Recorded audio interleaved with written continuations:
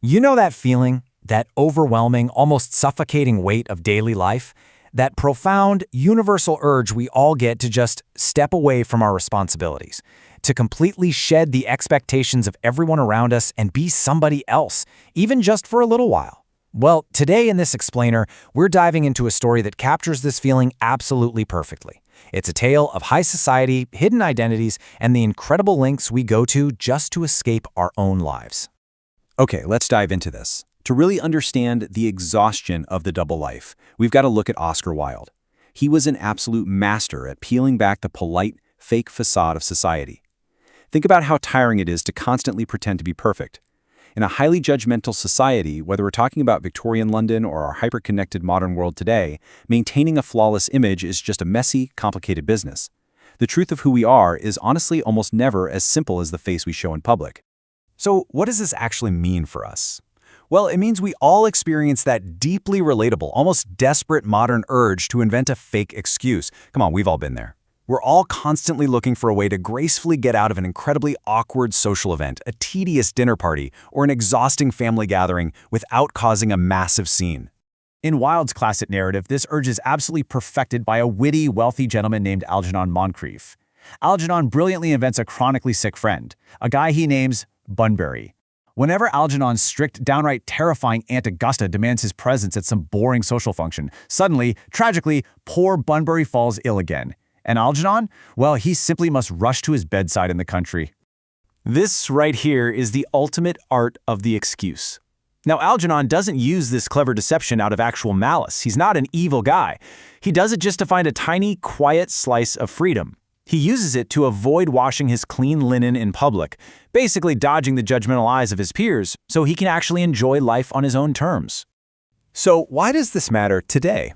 Well, because while we certainly don't call it bun-bearing anymore, human behavior really hasn't changed a bit. Anyone who has ever faked a bad internet connection to suddenly drop off a tedious Zoom call, or maybe blamed a phantom stomach bug to cancel weekend plans, you are doing the exact same thing Algernon did over a century ago. And this brilliantly illustrates our next point. The concept of the double life gets taken to a whole new, highly structured level by Algernon's best friend, Jack Worthing. Out in the country, Jack is the pillar of the community, right? A deeply responsible guardian. But when he heads into the city, he completely transforms into Ernest, a reckless, fun-loving playboy. You see, Jack is completely overwhelmed by the pressure to be a flawless role model for his young ward, a girl named Cecily. The burden of maintaining this constant, very high moral tone is literally suffocating him. So, as a coping mechanism, he invents a wicked younger brother named Ernest who lives in London and is constantly getting into trouble. Jack then gets to travel to the city to heroically rescue his brother.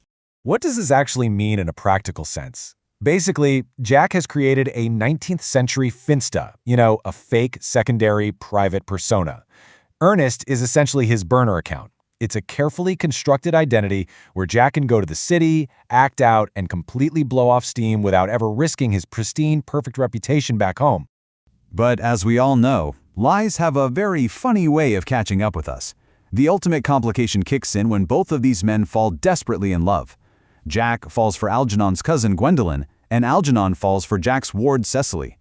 But there is a massive, hilarious problem here. Both of these women are entirely obsessed with the superficial aesthetic of the name Ernest. I mean, Gwendolen literally looks at Jack, the man she believes to be named Ernest, and deadpans. My ideal has always been to love someone of the name of Ernest. It produces vibrations. She completely values this literal spoken label over the actual, living, breathing man sitting right in front of her. Why is this absolutely crucial to the story? Because it shows us that these women aren't falling in love with real, flawed human beings. They are falling in love with a highly curated brand. It is exactly like falling head over heels for someone's heavily edited dating profile, only to realize later that the real person behind the screen doesn't quite match the glamorous packaging. Let's move to the country and see how this all builds into an absolute disaster. Over a hilariously chaotic weekend, Algernon decides to sneak down to Jack's country estate. Knowing Jack has a fake, wicked brother, Algernon boldly introduces himself to everyone there as the infamous Ernest. Meanwhile, Jack returns home early, dressed head to toe in full mourning gear, fully intending to announce to everyone that his fake brother Ernest has tragically died in Paris. The terrifying climax of all this happens when both women, Gwendolen and Cicely, are left alone together in the garden. Over a cup of tea, which is served with absolute passive-aggressive fury, they begin to compare notes. Through reading their diaries, they quickly realize they are both seemingly engaged to be married to the exact same phantom man, Ernest Worthing. So, what does this mean for our guys? Well, the masks have finally dropped. The elaborate, carefully constructed lies that Jack and Algernon have lived by for years have violently crashed into each other. It leaves both men totally exposed, completely humiliated, and entirely trapped in their own deceptions. Standing right in front of the women they love, the whole facade crumbles.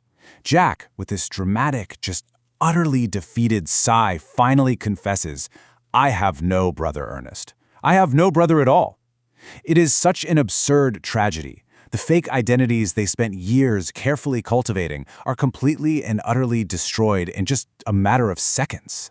Now, what's really fascinating here is the sheer, unbelievable absurdity of how Jack came to be out in the country in the first place. Driven into a corner by Gwendolen's very intimidating mother, Jack has to explain his true origin story. And his origin story? Well, it involves a seemingly respectable, strict governess named Miss Prism and a railway station cloakroom. Let's actually walk through this catastrophic mistake step by step, because it's wild. 28 years ago, Miss Prism was tasked with taking a baby out in a stroller. She was also carrying a large black handbag that contained a 3-volume novel she had written. In a profound, massive moment of distraction, she placed her manuscript into the stroller and absent-mindedly placed the baby into the handbag, leaving it at Victoria Station. And yes, Jack was that baby. Following this timeline, we go from that tragic mistake 28 years ago to the midnight discovery of the bag by a wealthy gentleman, right up to today, where the truth is finally revealed. By connecting the dots of the families involved, this incredible, shocking twist comes to light. Jack isn't just a random orphan. He is actually Algernon's older brother. But before this grand realization, Lady Bracknell delivers what is arguably the most iconic, cold-blooded societal judgment to Jack. To lose one parent, Mr. Worthing, may be regarded as a misfortune. To lose both looks like carelessness. This single line perfectly captures just how rigid, superficial, and entirely ridiculous the standards of the upper class truly are. They judge a man's worth entirely by his pedigree, not by his character. But the universe, of course, has one final twist in store for us. Knowing his true family now, Jack rushes to an old military directory to look up his late father's records. He frantically scans the pages to find his father's Christian name, because as the eldest son, he would have been given the exact same name at birth. He reads the glowing text. His birth name actually is, naturally, Ernest. Why is this so important? Because it means that for his entire life, Jack has inadvertently been telling the absolute truth. His whole fake persona, the lie he felt so incredibly guilty about, was actually his real identity all along. He literally was Ernest in name, even when he wasn't being Ernest in character. So the crucial point of the whole story is perfectly captured in Jack's final realization. After all the exhausting deception, the near-ruined relationships, and the utter chaos of living a double life, he just sighs and says he has realized the vital importance of being earnest. It's a brilliant little pun wrapping up a really powerful takeaway about honesty, the sheer exhaustion of pretending, and the deeply ironic nature of the truth. As we wrap up this explainer, I really want to leave you with a question to reflect on. Look, we all have our own Bunburys, right? We all have these curated, polished personas we project to our families, our coworkers, and our followers online. But beneath the carefully edited profiles and the polite everyday excuses, who are you really? Which mask are you wearing today, and what would actually happen if you finally decided to take it off?